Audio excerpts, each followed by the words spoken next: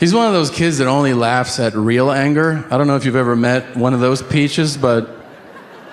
See, most 2- and 3-year-olds, they laugh at manufactured anger. Performative anger. You can go up to a kid that age and just go, rawr, and they're like, and this kid's like, mm-mm.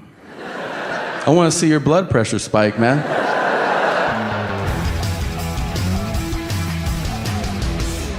I'm not gay, but I am not above checking out a dude. I'm serious. Like, if I'm at the beach and there's some super fucking, like, just yoked dude there, I'll be like, hey, nice. Very nice. What's your protein intake like? What do you do? Cardio and lift? Of course. And then a hot chick will walk by and I'll go, get the fuck out of here. What are you doing?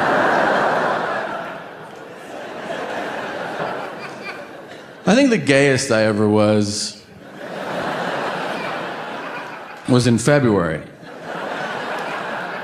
That's when I did my shows in Los Angeles, and Brad Pitt came to my show. Look, I do not know what year he was born or how many infants he consumes in a week, but that man is stunning, all right? He came into my dressing room. I couldn't make eye contact. Do you understand? Like, I was like, hey, what's up, man? How you doing? He goes, look at me. I was like, no. He goes, come on. I said, shut up.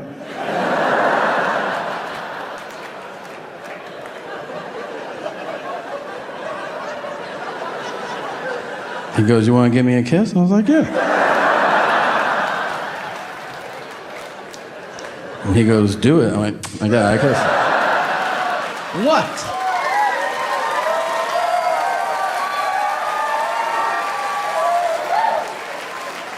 It wasn't gay.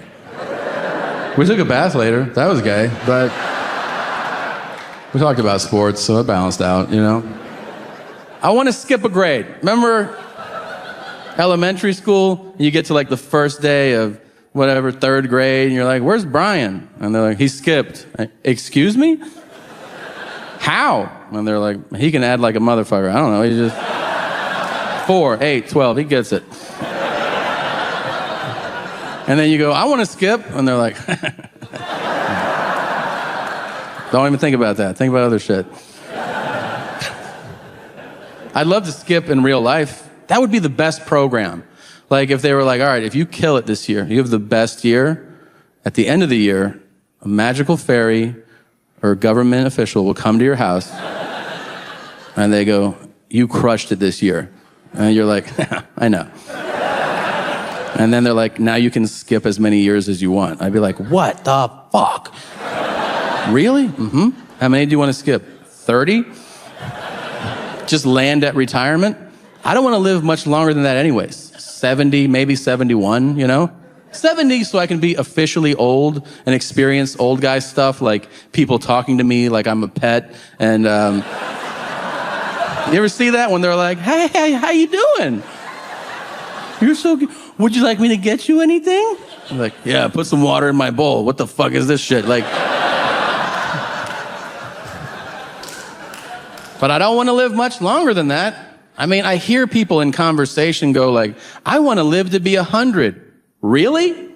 Have you seen 80? I mean, my dad has a friend that's 87. He looks like a goblin, okay?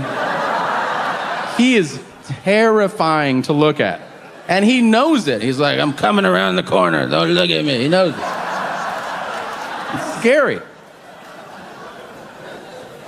Here's how much it sucks to be that old. When he was 84, he stopped taking his heart medication. And I go, why'd you do that? He goes, I don't want to be here. And if you see him now, you're like, how you doing? He'll go, unfortunately, alive. But he won't take me. The only thing I have going for me with that old stuff is that I will be the best old guy. I already know it. Like, I have their personality. I'm antisocial as shit. I don't want to do anything. Like, whenever anybody says to me, like, hey, man, do you want to go check out I go, no to the rest of your sentence. Whatever it is, I don't want to do it. I don't want to meet new people. Not one more as long as I live for the rest of my life. That's the same as old people. You can try it if you want. Be like, hey, Grandpa, I want you to meet Steve. And he'll go, fuck Steve. I know everybody I need to know. Dude, having kids makes you do crazy shit. I'm not even proud of some of the things I've done, all right? Last year, it was the first time I ever had somebody bully one of my kids. I didn't respond well. This is what I took my older son to a park. He was 2.5. The cutest little fucking kid. And he walks into the park, and he walks up to a playground set. And as he walks up to it, he steps on it, and an older kid, meaning 4, he goes, you can't play with that. That's mine. And I go, I'll kick your chest through your back. And he goes, what? And I go, I'll stomp you out right now. So he's crying, I'm laughing, everybody's gathered around, right? You can't do that. You can't do anything to a shitty kid. You can curse a lot around them. Not to them, that's an important distinction. Around them, and then you fantasize about them repeating it at home and getting in trouble, and that's very satisfying, all right?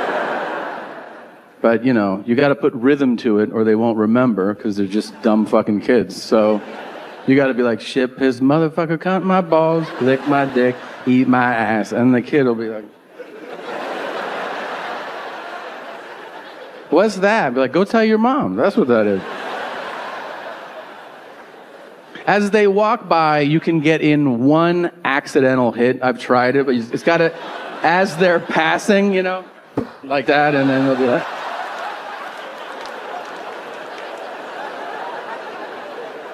shit, piss, motherfucker.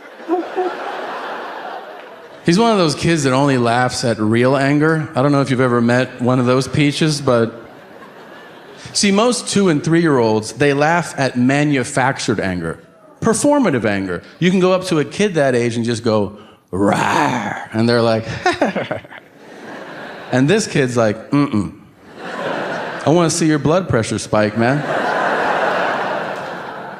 The hardest I've ever seen him laugh, it's not even close. It's when he flushed my car keys down the toilet. It was my fault, I guess. I didn't hang them up. I put them on the coffee table that I also bought. And I was laying on the couch, you know, it was a long day. I see his little ass come in the room, see the keys, and he's like, and I go, no, don't. And he picks them up, and he goes, chase me. Down the hall. I go, okay. I give him a head start. He's 3. When I stand up, I see him dip into the bathroom. I'm like, no. And when I get there, and I lose my shit. I don't yell at him. I'm just yelling at my life, you know? I'm like, fuck!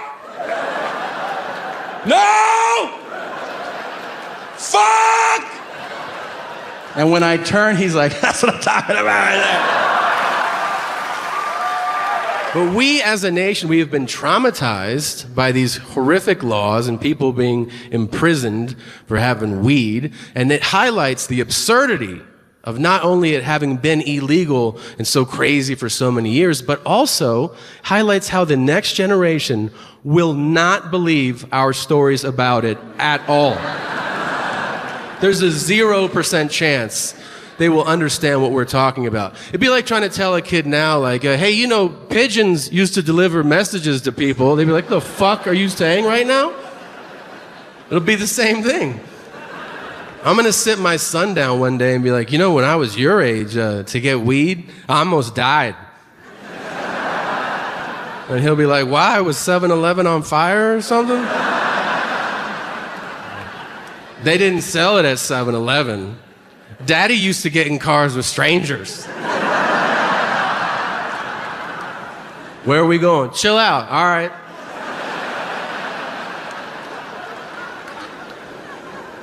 3-hour round trips to buy weed. And if you're like, oh, what kind of weight were you moving? $20 worth of marijuana? That kind of major shit. I bought weed from a dude in a standalone trailer one time. Not a trailer park, a solo trailer. The most terrifying housing situation that exists. Like where other trailer people were like, get the fuck out of here, and they kick him out. I just walk up to that shit, 15. And this dude's like, you trying to get a sack? I was like, oh shit, yeah. He goes, we could go do that. And I was like, all right, cool. And he goes, we just need to go get it. I was like, you don't fucking have it? Isn't that your sole responsibility? So I tried to play cool. I was like, all right, let's go get it. He goes, I'll go get it. You stay here and watch my place. And I was like, okay. And he goes, there's a .357 and a shotgun on my bed. Anybody comes in here, blast them. Inside, paralysis. But what I said was, that's what's up. Like, yeah, man.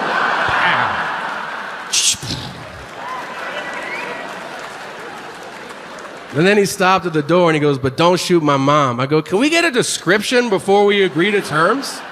What were we talking about before? Oh yeah, my mom. So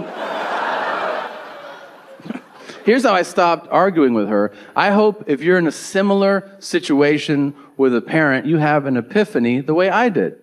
Here's the circumstance, right? She calls me late last year. There were fires in LA. And she goes, Tommy. She's not local, if you don't know yet. If you're like, why does she talk so fucking weird? She's from South America, Peru, to be specific, okay? So she calls me, and she goes, Tommy. And I go, yeah. She goes, the fires, they are bad? And I go, yeah. Usually they're good, but this is a bad one. And she goes, people are dying? I go, if they're in the fire, yeah. It's fire. And she lives in Florida, so she goes, you have fires, we have hurricanes. People are dying everywhere. And I go, it sounds like you have the news on. Is there anything else you want to report? And she goes, I think it's happening for a reason. And I go, it is. They're called weather patterns. And she goes, no. I think God is trying to send us a message. That's what I go. I go, what's the message? She goes, I think he's trying to tell us to be better people. And you know when somebody says something and you can feel with certainty that you're going to argue with them? Like as words leave their lips, you're like, I'm going to light you up pretty hard. I could feel seething anger growing, and I could hear my own argument in my head. I could hear my own voice say, you mean to tell me that our all-knowing and all-loving and all-present God is setting people on fire and drowning them in hurricanes so that we hug more? This is the stupidest shit I have ever heard in my entire life.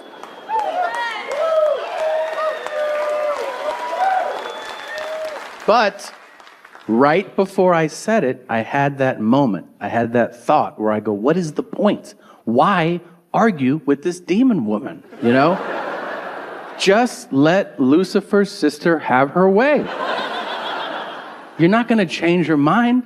So for the first time in my life, I took a deep breath and I just went, yeah, I could see why he would do that. Hope he stops killing us. Ha ha ha ha ha. And she knew. She goes, what? I go, you make a good point. And she goes, why are you doing this? Why are you meaning why aren't you arguing with me? I go, Mom, I don't know. Who cares? You're right. I'm wrong. So what? And she goes, Tommy, do you know what? I go, what? She goes, I always knew you were a little bitch, Tommy. And I go, what? And she goes, ciao, puto. And she hung up the phone. But it's wild when you find out something new after knowing people that long, you know? I've known these guys like 25, 30 years. And I found out last week, so 25 years into these friendships, that I'm the only one who eats ass in that entire group. Isn't that crazy to you? Like,